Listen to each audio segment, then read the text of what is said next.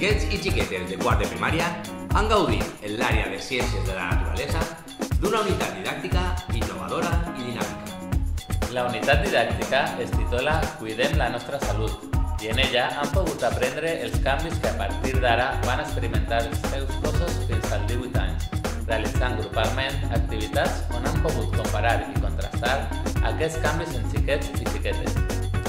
També han après a cuidar la seva esquena amb hàbits d'higiene postural correctes i a prevenir possibles lesions amb una classe de ioga, a més de gaudir d'aquesta com a font de relaxació enfront de l'estrès.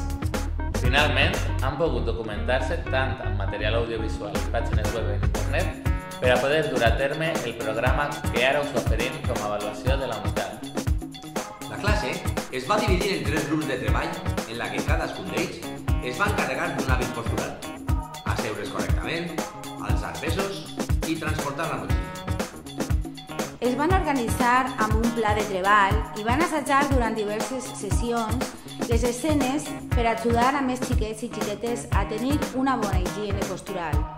Així han aconseguit que les classes siguin molt més amenes, l'aprenentatge siga significatiu i el protagonisme de l'ensenyament, l'aprenentatge i l'avaluació estiga completament assignat als alumnes.